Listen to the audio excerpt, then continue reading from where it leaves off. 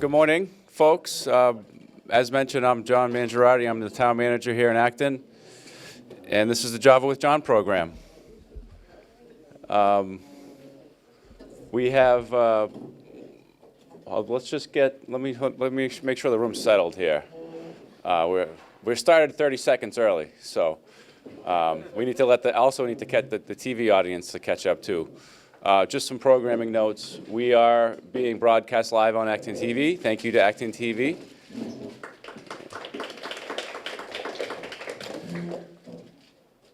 We have a full suite of services and programs here at the Senior Center, and this is just one program that is offered, as you know, and I appreciate you being here. Is this anyone's first time at this program, the Java with John program? Okay, so you all know what's going on here.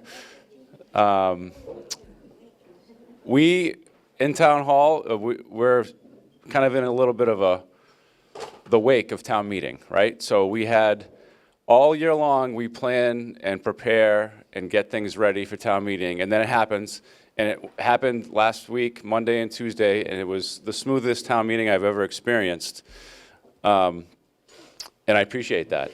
We had 38 articles.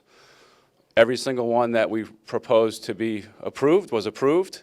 There was one article that we proposed be set aside, and it was set aside. So all the work that went into preparing town meeting, our select board members, finance committee members, and members of other boards and committee that contribute, all did a masterful job of presenting information. It's pretty complex. You all come to this every month, so you have the inside track on what's going on in town, but a lot of people just show up to town meeting and don't have all the information that you have. So being able to present it clearly is very important. So I appreciate everyone's support, and we're very happy to have an approved budget for next year. And as I mentioned, once the budget is approved, it's for fiscal year 27. Fiscal year 27 starts July 1st. So we're excited for having that budget approved, but right now we're in fiscal year 26. And with 6 weeks to go, we're in the process of starting to close the books, making sure that everything we were supposed to do, we've done, making sure that all the accounts are in the right order. And so that work will happen for the next 2.5 months. Then we start the next fiscal year. And before August ends, we start the process of planning for FY28. So when it comes to years, it gets to be pretty confusing around this time of year in municipal government, because we're talking about three different fiscal years at the same time. So if you have any questions about that, let me know. Coming down here today, I drove through some construction sites that I wanted to make sure you're all aware of with some updates. I'll start at Town Hall. Behind Town Hall, the Asa Parlin House project, there's one final detail that needs to be installed, and then it'll be completed. So we're really excited to have that as a new amenity for our community, for community gatherings and indoor-outdoor events. We've had one event there already, kind of a tryout, and it worked out really well. We had about 40 people, and it went pretty smoothly. Up the street at the Woodlawn Cemetery. So the thing about municipal construction is that 100 years ago, maybe long ago, there was a lot of thought, effort, and care put into designing beautiful buildings. Look at the town hall. It's pretty unique looking. These days, we don't have the resources to design things as beautifully as we used to. We do our best with limited resources that we have, but I'm pretty excited about the recent addition we did to the Woodlawn Cemetery chapel, because it looks beautiful. It looks like the way we used to build things. We mined granite from a special quarry somewhere in this country, brought it up here, and artfully installed it in front, and it looks like it was there for hundreds of years. It's open now, and the whole purpose was to make it an accessible building.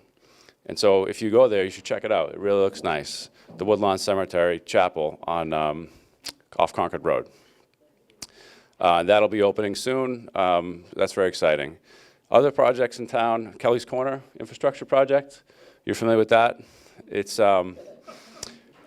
funny because I continue to talk to people who were either not here 10 years ago when we started really in earnest planning what we're seeing on the street right now, or weren't aware of what's going on. And all these questions that they're asking about it are questions that we debated extensively at town meeting. And I actually, on our website, I actually put a link to the ActonTV recording of the town meeting presentation from 2019, because that's really when a lot of these decisions were made.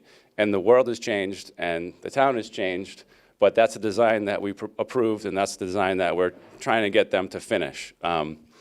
As you can see, the sidewalk construction is getting closer to being completed. They've done a bunch of the driveway. They had to redo everybody's driveway on the whole corridor with concrete, so they've done a lot of that in the last week.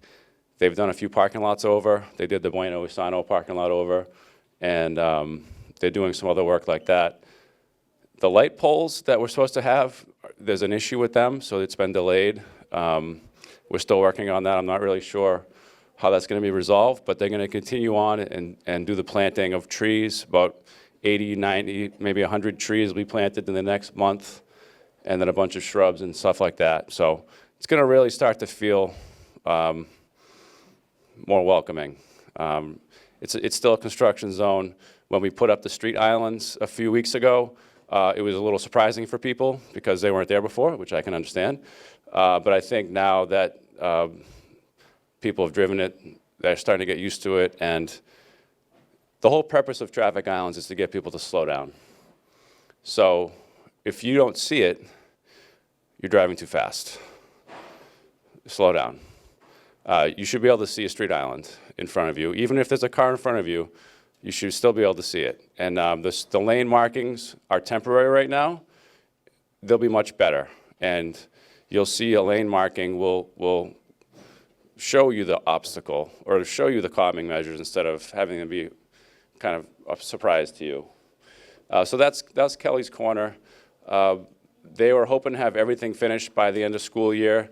I can't imagine how they're going to do that at this point. That's less than a month away. So it's likely going to extend into the summer. It's going to be worth it, though. Other things going on, we have the River Street Park, which right now we are asking the community if you have any preferences for what that park is named. That is an old industrial site on River Street. It used to be a textile mill. It used to be other things. It most recently was a paving company's workshop. Lazaro Paving had their business there for many years, and then the town bought that property in the early 2000s, or no, about 10 years ago.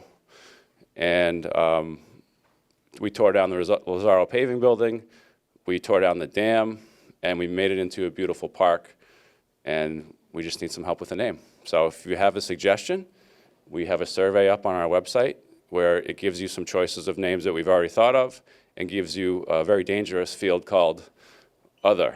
And you can put whatever you like. We have some pretty interesting suggestions that we've seen so far, but we welcome whatever you have. So let us know if you have any ideas for that. The dog park across from the public safety facility, there'll be a ribbon cutting of some sort the first week of June. So that's pretty much done. I don't know what's left to do there. I think maybe just a little touch up. It looks pretty good. It was well designed, and the dogs are gonna love it. And I think they're, and their owners, yeah, they'll love it too. The McManus Manor housing is really starting to look nice. They put the driveway in this week. They're putting solar panels on the roof right now. They have to be getting pretty close to being completed, I think, this summer. They'll be in pretty good shape, so that's exciting. And 40 units of housing for residents to access. And it looks really nice. And then, what else do we have? We did a bunch of curb cuts and sidewalks, ramps on High Street in the last week or two. You may have seen them working along the side of the road. That's just more pedestrian improvements to try to make it safer for people to walk, try to get people to slow down if they're driving. And we have more planned. Our Public Works office is very busy. The next big thing that you'll notice, particularly when you come here, is that now that they did all the utility work for the new apartments down the street, the sewer line's in, the water line's mostly in, the drainage is complete. Now we have a $1 million grant from the state to do streetscape improvements.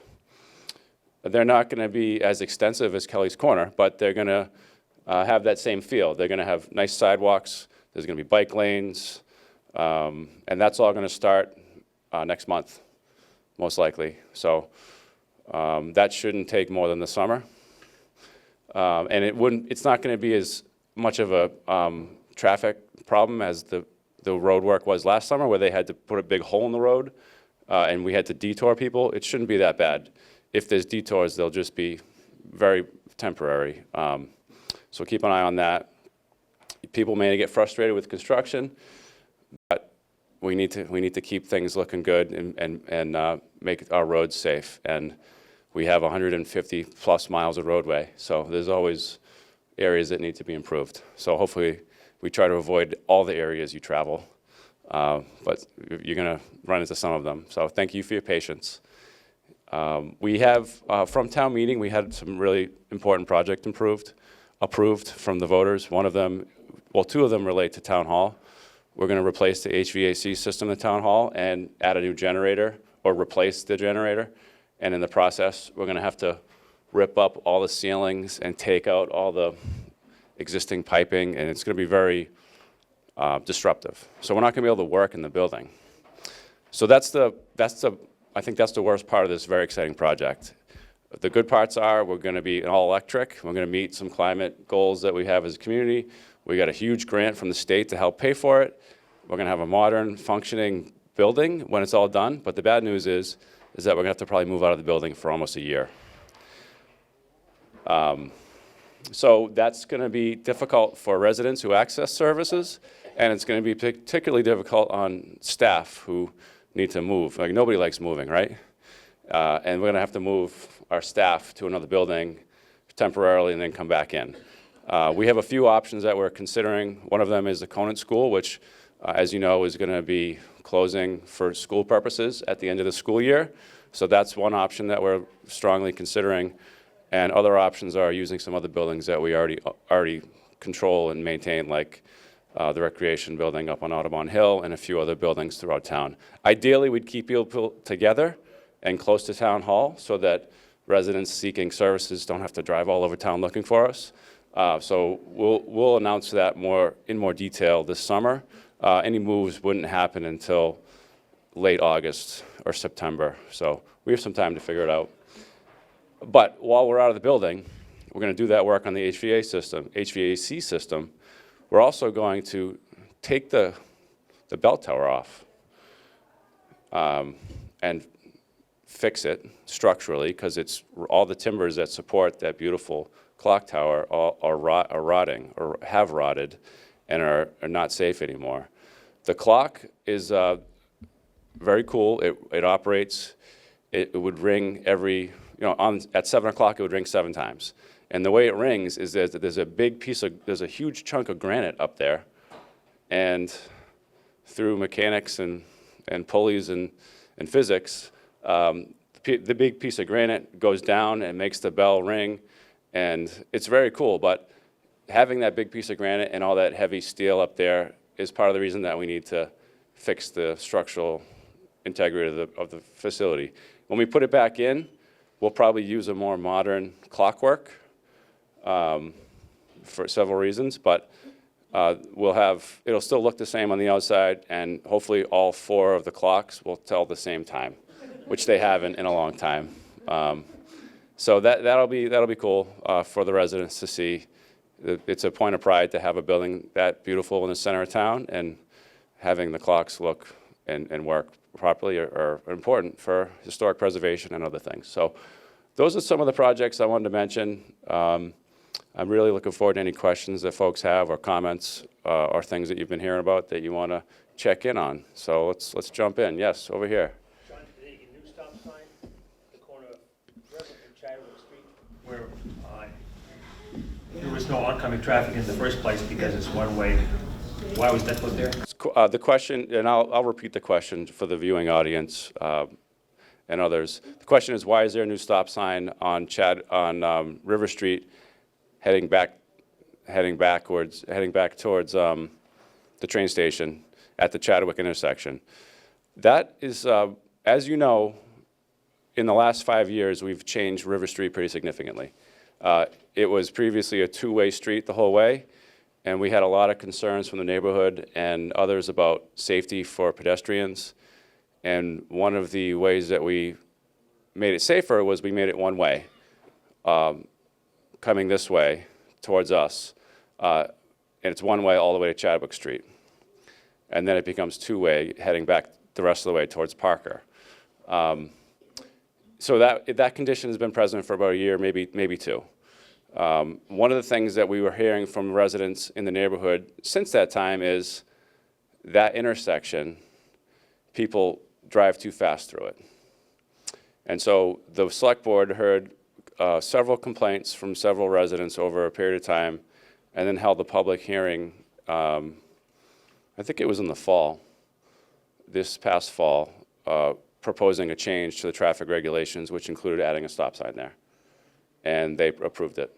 And it took a little while to get installed because of the snow, I think. But once they put it in, I did get one complaint about the stop sign. And but other than that, people have been pretty happy. Thank you. Yes, question over here. Hi, John. The Kelly's Corner, to focus on something you spent a little bit of time on, the islands were unnecessary. I know everyone thinks they were necessary to slow down traffic, but they were struck even before their official opening, 2 of them. And who's going to, my first part of the question is, who's going to continually maintain them every time they're struck? And secondly, it has now impeded the ability to have a bicycle lane or an emergency vehicle get through at the same time. So if you're where TC Lando's is, for example, and you try to maneuver and you see an emergency vehicle behind you, you're stuck. If that's backed up, you have to wait to go forward to find some wider spot where there's no barrier to pull over now. And if you're in the bike lane and you're trying to avoid that person, it's a disaster. So I'm just saying, it's been struck twice before it even opens. Who's going to maintain that? And why couldn't we not have gone to the temporary speed bumps, which are used over by the Boardwalk School, which are so effective? And I mean, we have permanent ones on Windsor, but the temporaries are grand. Okay, thank you. So I think the question was about the street islands in the Kelly's Corner project. As I mentioned, this project was designed with a lot of community input. It wasn't something that some engineers up in a 3rd floor dark room came up with and handed to us. We spent literally years talking to committee members and community members about what they wanted to see in this major transformational infrastructure project. And the street islands were a key component of those discussions the entire time. So I don't agree with you that they weren't needed. I think they were one of the key parts of this entire project. They create traffic calming, which is one of the major reasons that we do traffic improvements, is to slow people down. With any street or anywhere you're traveling, there are always things that you need to do. If there's a fire engine behind you and you're at a red light, you have to go through the red light sometimes. I mean, there's things that you do as a driver that you're trained to do that you have to be able to do when a situation comes up. So if you're next to a street island and there's an ambulance behind you, you have to figure out a way to let the ambulance come through. And that's not something that is insurmountable. It's something that happens every day in all over this country. So I think that I understand that very specific concern, but I think we can work through it. And in terms of who maintains them, they're still under construction right now. So once the project is completed and they sort of hand it over to us, we'll have a role in maintaining them, but it's a state road, so they'll maintain it for now.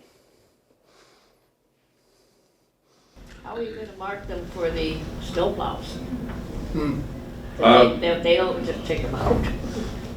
Right. I mean, the snowplow drivers have obstacles all over town, whether it's rocks sticking out close to the road or street islands that we've installed or curbing. And they go out and study their route before the snow falls. They put stakes in areas that are going to be hard to remember, and they do a pretty good job. And there'll be signage. There'll be plants in the islands. There'll be signage, and the snow will, just like on any road, the snow piles up on the areas that people don't drive. So the snow will pile up there, and the people, I think it'll all work out, I guess is what I'm saying. It's new, and sometimes when things are new, people get concerned about how it's different from what we're used to, but it'll work out. Yes? Will the plants be tall, or will there be trees on those islands, or there just shrubs?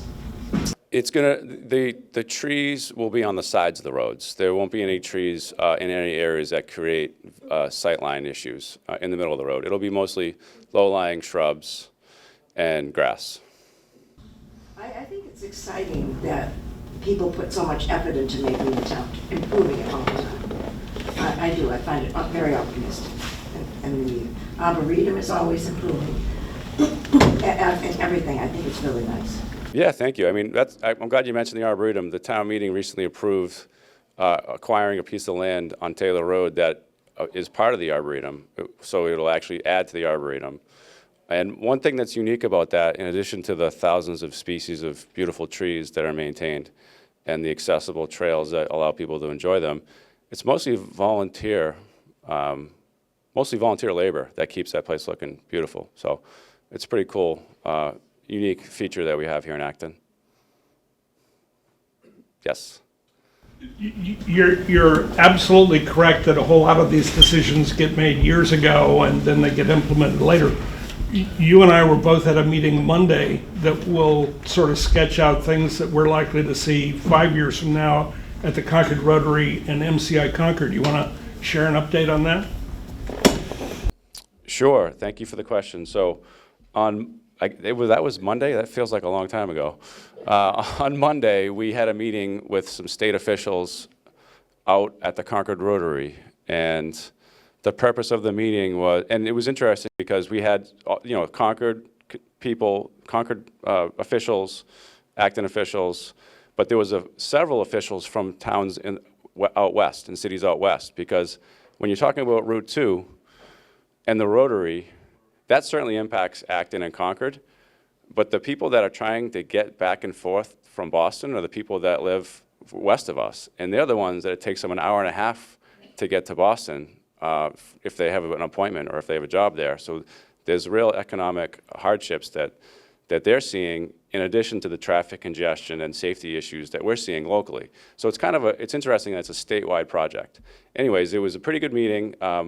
We spent time looking at the existing Rotary. Thankfully, there were no accidents or anything that day, but there was a lot of congestion. And then we looked at, I think, 4 or 5 different alternative ideas for how to redo the Rotary. And all of them make it no longer a Rotary.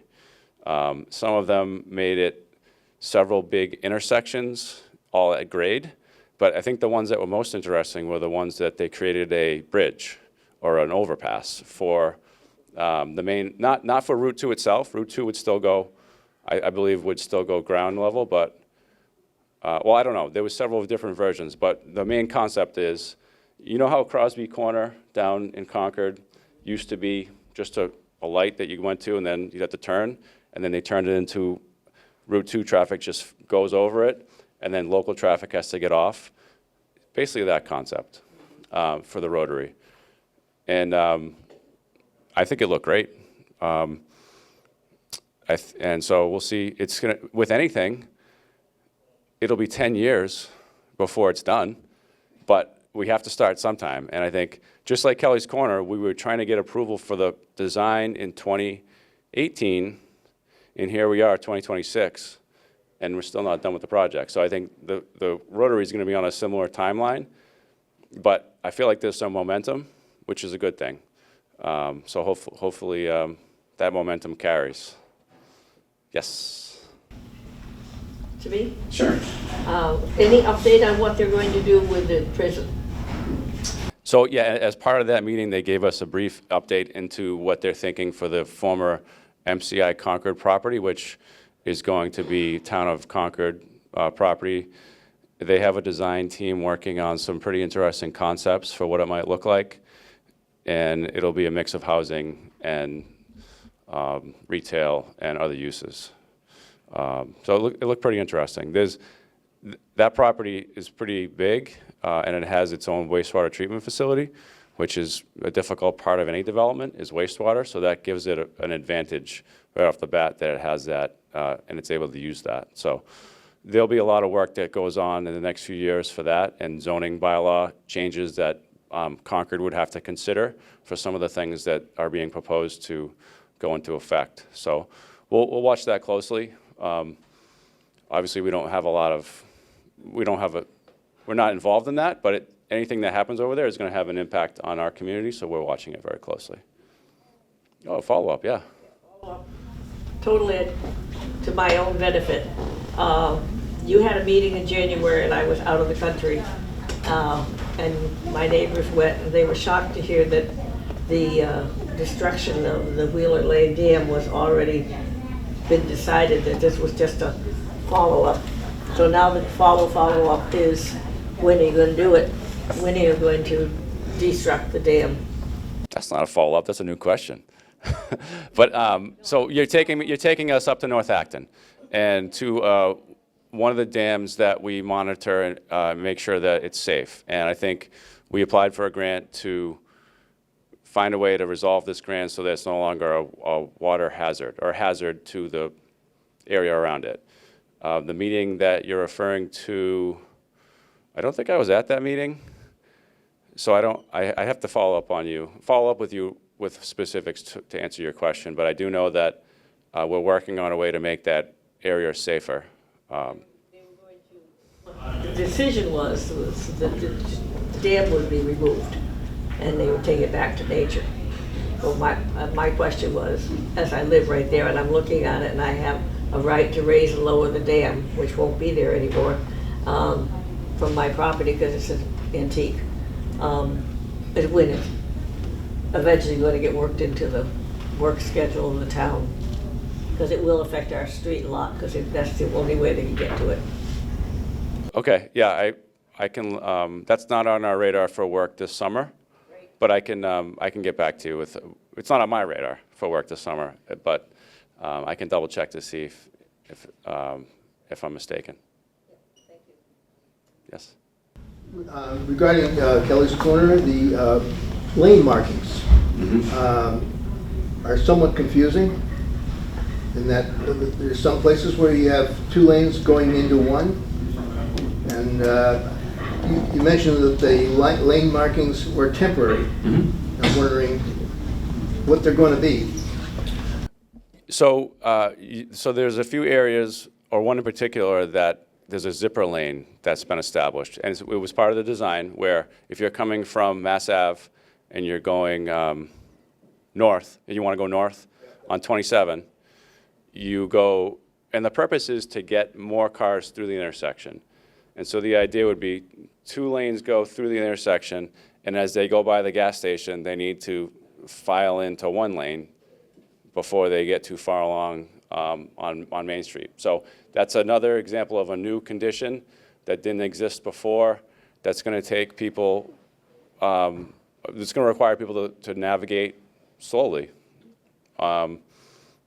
and use caution. So I think that is new. The lane markings now are temporary. At least before they didn't even have any dashes in the road. I got them to at least show that there's 2 lanes going all the way through. But when it's finally done, there'll be extensive markings throughout the whole thing. But they're not going to do that until they put the final coat of paving on.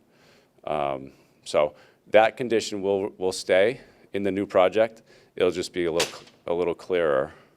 But the follow-up to that is that we lost the left-hand turn lane that we had to go 111 south. Yeah, so if you want to go left on Mass Ave, you need to take that left on Carroll Spinney Way.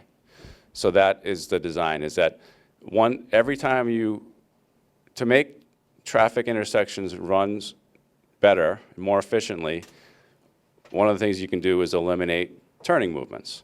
So this design eliminates the turning movement. If you're traveling on 27 South, you can no longer take a left at the main intersection. You have to take a left before you get to the intersection at Carroll Spinney Way, which will get you down the hill by where Starbucks and CVS is. That's how you get over there. I know, there isn't. There needs to be. I mean, the project is still under construction. I don't understand why they don't have that marked better, but that's ultimately, I mean, it says, I think the arrows say straight. So it doesn't say no left turn, but it doesn't say you should take a left turn. But it should be clear, I agree. Yes? There is a sign on Main Street that tells you to take the left. It is right where the Shell station is, and I think it's right at the entrance of Carroll Spinney Way. There's a sign that says left turn to go to Route 2 East. Okay, yeah, but there's a lot going on there. So I think when you're driving through the first time, you don't see that stuff. So it's one of those things where maybe you go through the intersection, you're like, oh, I want to take a left. I can't take a left here. I gotta go turn around. But next time, you'll know. So hopefully, you just need to go through it once and then you know.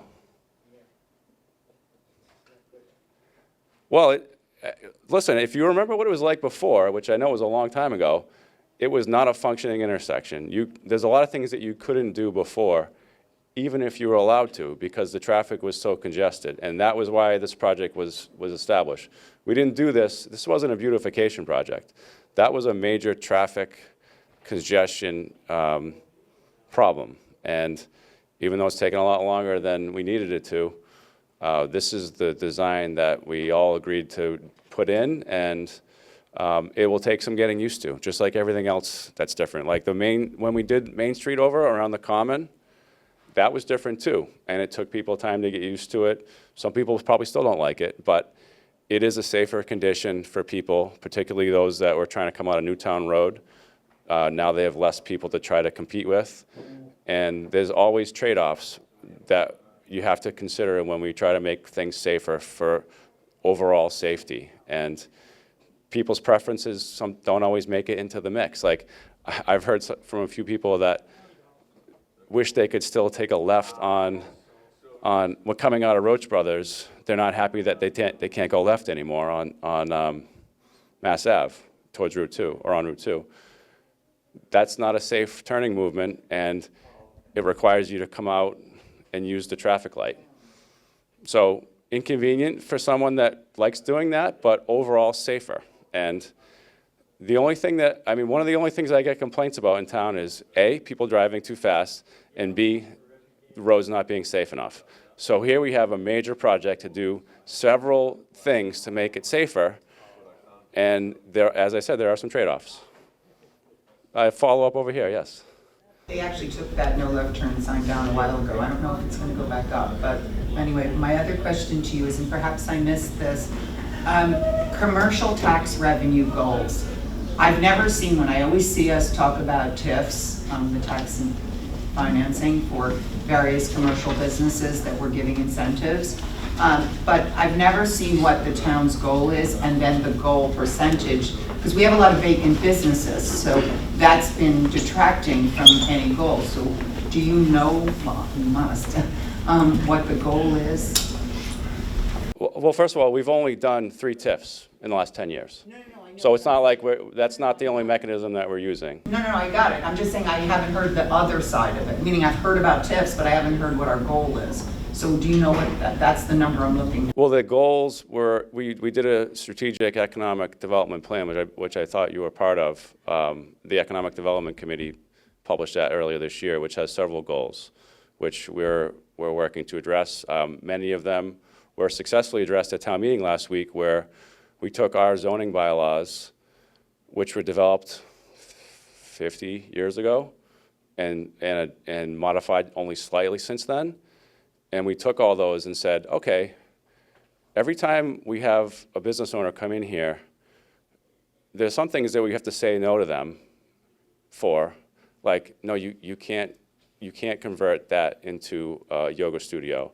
And then when they say why, it's a perfect place for it, and we say, oh, the zoning bylaw says it right here. It's a zoning bylaw we created 50 years ago. It just says it. I'm sorry, we can't. There was several, that's just one example, but there are several things in our zoning bylaws that created unnecessary hurdles to commercial investment.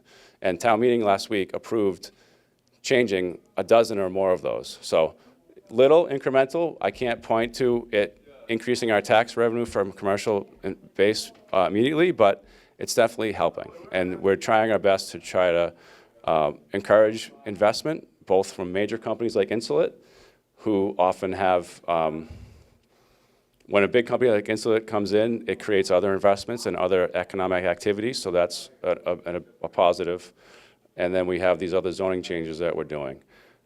We also have a very active economic development office, an economic development director, who tries her best to promote local business. She has a ribbon cutting scheduled tomorrow at the Jimmy John's, on the new Jimmy John's on Great Road. That's part of Dunkin' Donuts. She's hosting a community wellness fair, May 30th, which I think is that next Saturday, or is that in 2 Saturdays? May 30th at Gould's Plaza. So Gould's Plaza, here's a plaza that's really struggling, right? The clothing store went out of business 2 or 3 years ago. That's been sitting empty. The other businesses there really need support. They need an anchor. They need, Donlands is a good anchor, but they need more than that.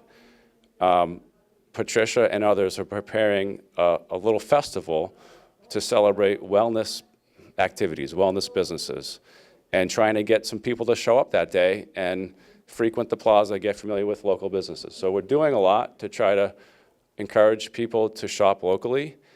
The bottom line is, aside from grocery stores, we don't have a lot of retail options that people are flooding to here in town. And I think a lot of that is the way that commerce has changed. People don't go to brick and mortar stores like they used to. We have a couple cool boutique shops that hopefully people go to, but we don't have the same economic activity from retail that some other places do. So we're doing our best to try to make improvements where we can. Yes? John, just a couple of words on the linking between the TIFs and the zoning changes that were approved at the town meeting. Will the changes eliminate the need for more TIFs or vice versa? No, I don't. Those aren't really. The question is, will the zoning changes eliminate the need for TIFs? And the answer to that question is no. I think a TIF is a way to get companies to invest in a community, in real estate in a community, when they have other options. And not every business has other options, but big businesses like Insulet do. They're an international company. They can set up their shop anywhere. And they happen to have a location in Acton. We gave them a TIF in 2017. That TIF was requiring them to create 1,000 jobs. I think they have 1,100 jobs now. In addition to giving them a TIF, a TIF is when you say to a company, if you pay the taxes on the property that's there now, we'll give you a discount on any incremental tax growth that you generate from investing in the property. So they invested $100+ million in that building. That increased the taxes. Instead of capturing all that new tax revenue right away, we gave them a tax break on that revenue incrementally. So for the first 5 years, it was waived completely. Starting last year, we're collecting 25% of that revenue, new revenue, and we're going to keep ramping up. And so that's a way to get them to invest here and stay here. And what that led to was that they took another vacant building down the street and invested in that without a TIF. And it further led them to want to consider another property in Nagog Park, which is underutilized and not generating enough tax revenue. And that's what we brought to town meeting last week. The changes to the zoning, I think, will help encourage growth here, but there still may be a scenario in the future where we see an opportunity to get a big economic driver, whether it's Insulet or someone else, to come here, and a TIF is a good way to do that. What else? What other questions do we have? Any, what about complaints? Any complaints? Yes. Are there going to be any changes in Insulet? I heard that they were moving out, but they're not, right? So their headquarters are in Acton, and we just approved a tax agreement that would allow them to invest more in Acton and stay in Acton. They did build a huge facility in Singapore, and they have facilities in other parts of the country, but their headquarters are here, and we're hoping that they continue to grow here. But in Acton, it's a really awesome community, but there are some things that limit business investment. Resources are limited. Our traffic, our road infrastructure is getting better. We just talked about how we're improving it. Great road, we're trying to improve that as well. But water is sometimes a challenging resource to secure for a big business. Sewer is a major problem for businesses. We have several wastewater, you know where Circle Furniture was? That property wants to revitalize itself, but it has an issue that needs to be addressed with wastewater. So when a business owner is trying to get something happen, you know, if you live in a city or you live in a community that has sewer, you just say, hey, I want to tie in. Here's my check. Even if they gave us money, we couldn't connect them to our sewer because we don't have capacity. So it's really a limiting factor for commercial investment. Fortunately, up in Nagog Park, where Insulet's looking, they have their own separate system that they manage themselves, the community does, and they have capacity for some growth. But all along Great Road, all the property owners on that stretch have to manage their own wastewater, which it's hard enough to run a business and to create economic activity, and adding that to the mix is enough to have people look.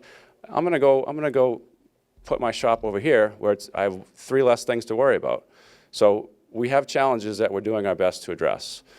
Sewer is one of them. Water, I think, is not to the same degree, but it has been a challenge in some instances. So we'll keep working it. And what about good news? Let's do good news. All right, or whatever. Bad news is fine too. Whatever you got. The Prospect Street to Main Street construction, that new intersection. Yes. That's become a real big bottleneck. Cars coming from the train station and the other direction, and especially if there's a truck there, it's become a real bottleneck. Sometimes it takes you 5 minutes to get to the gate. Yeah. I don't know what can be done, but it's. So thank you for bringing that up. That's another example of a traffic safety improvement that created some trade-offs. So if you remember, that was a very wide open piece of pavement that cars would just fly in and out of, and we took a lot of time and effort to make it a design that slows people down. And when you slow people down, it takes longer to get through the intersection. And I think that's an unfortunate trade-off to trying to make things safer, is that it takes longer to get through. So I hear you. I hear you that it takes longer, but we hope that there'll be less accidents and more in a stronger condition for people that are trying to get through there, for drivers and pedestrians. What about fire equipment or something, or emergency tries to get through there? Yeah, it's the same answer to my earlier question. I mean, my office in Town Hall is right out in front.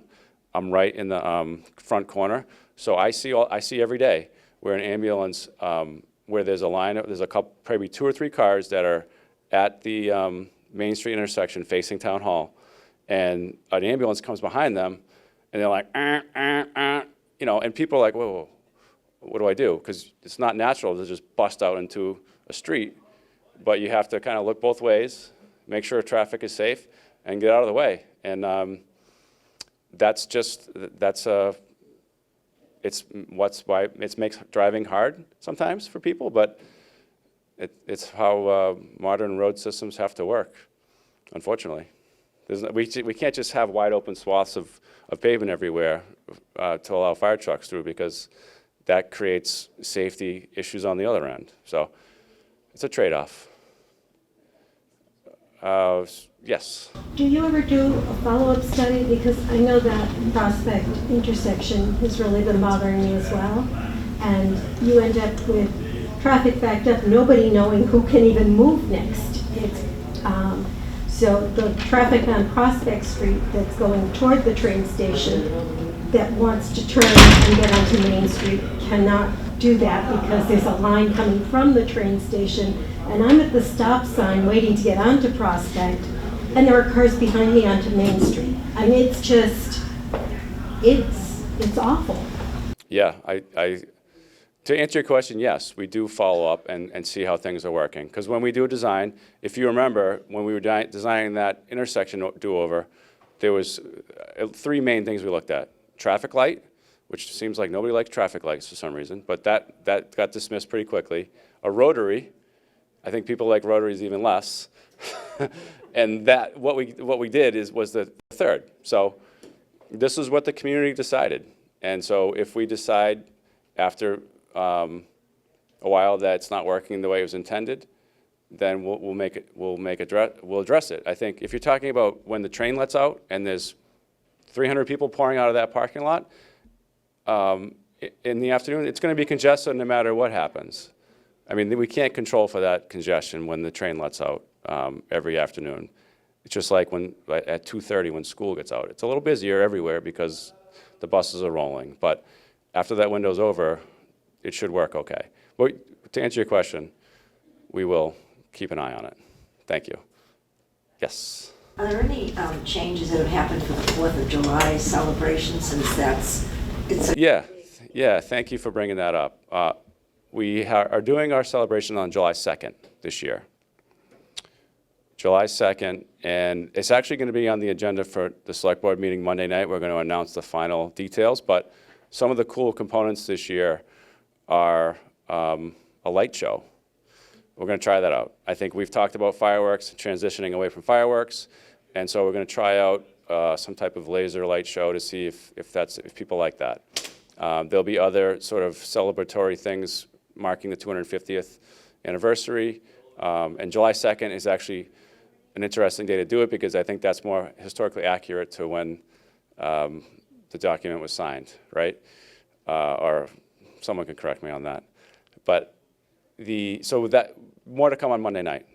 But we are having a celebration. The 2nd is a Thursday, I believe. So hopefully you come down to Narrow Park. There's something over here, yes.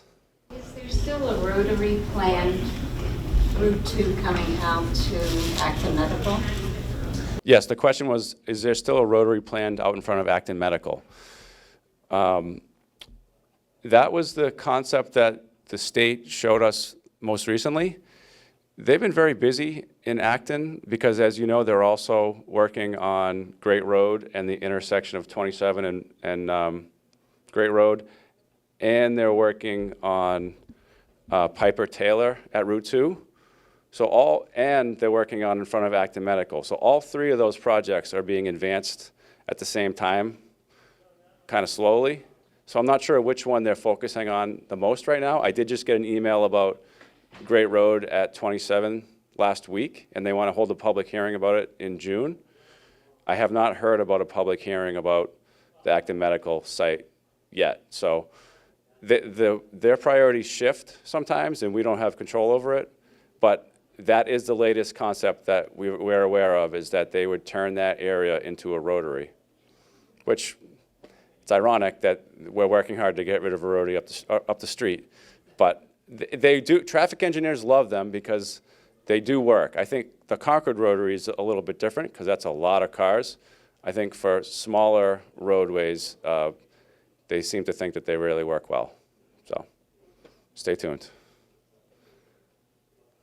Yes.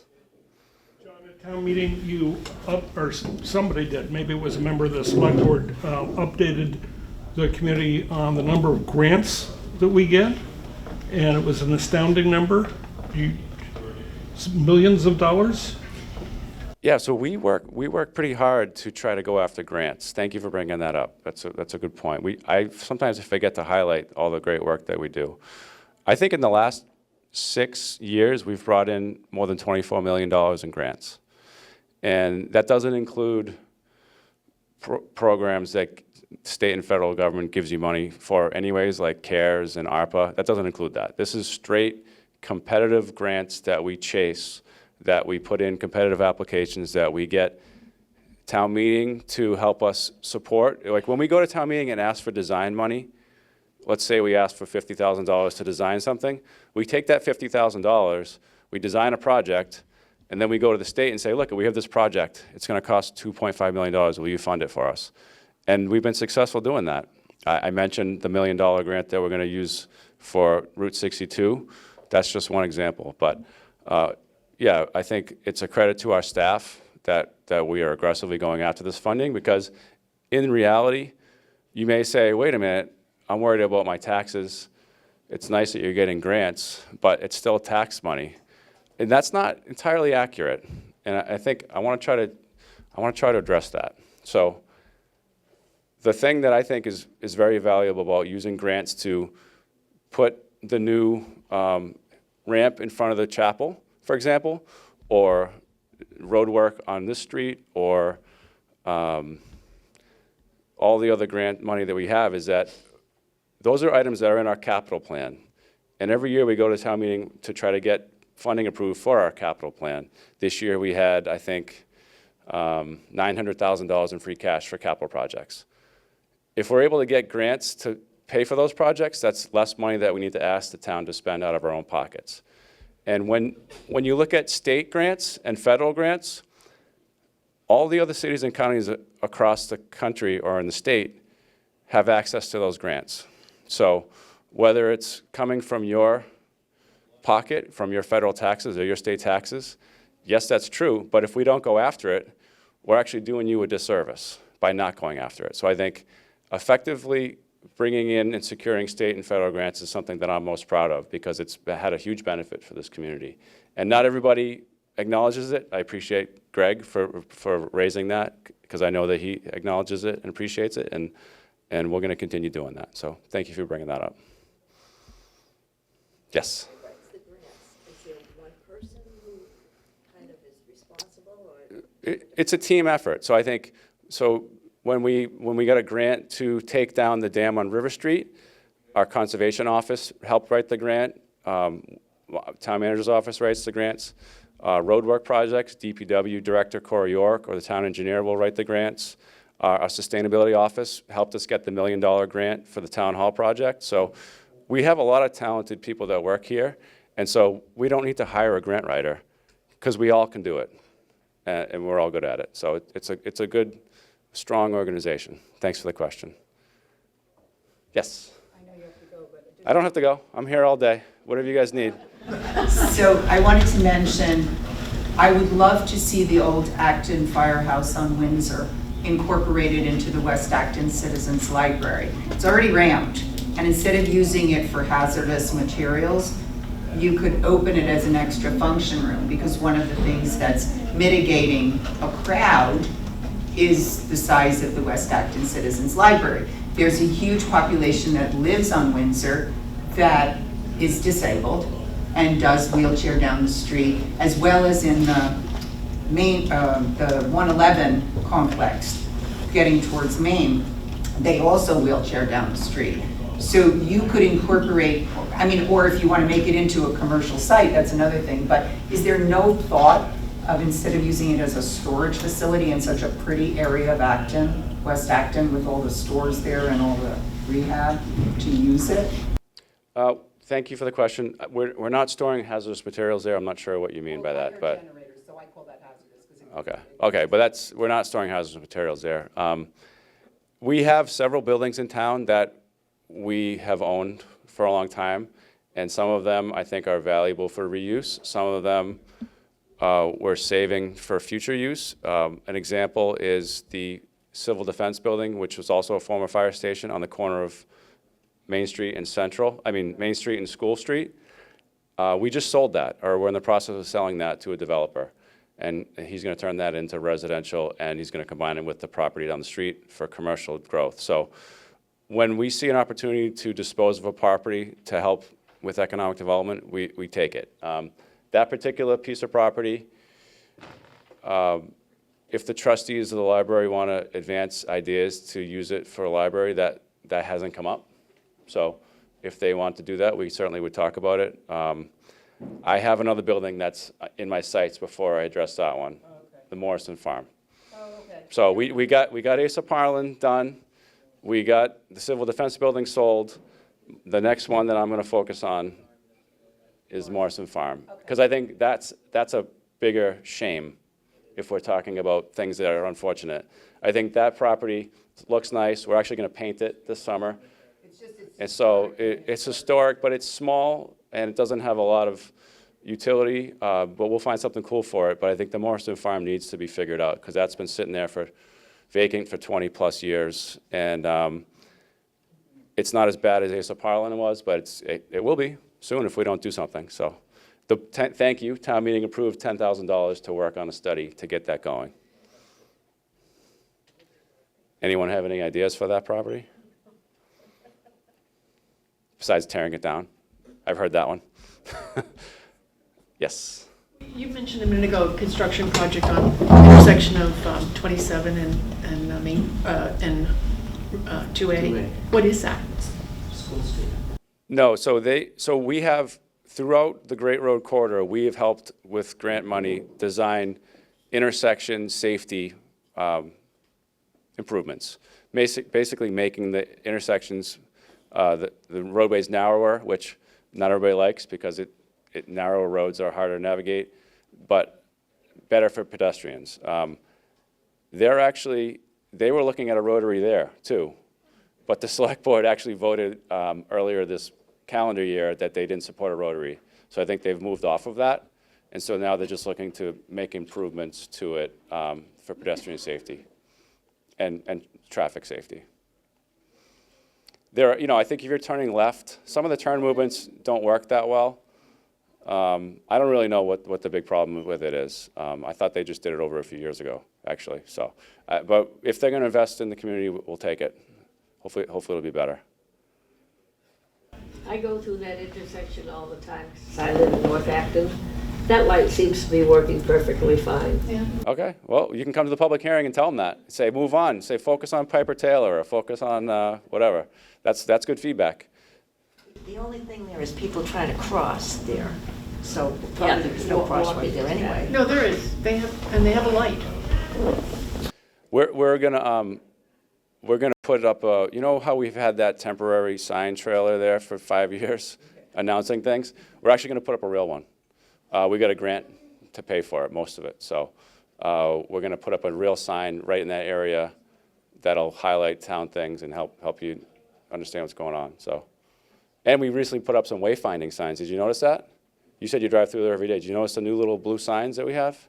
I've noticed the blue sign. Yeah, that's good. Yeah, good idea. Stay dialed in. But if you're stopped at the red light and you have a moment to check it out, we're trying to promote the museum that we have up there in Narra Park. Not everybody knows where Narra Park is. So we have a sign that shows people how to get there, and the Miracle Field, and to the YV Art Museum.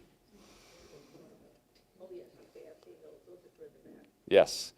Any last call? Last call for questions, comments, or complaints?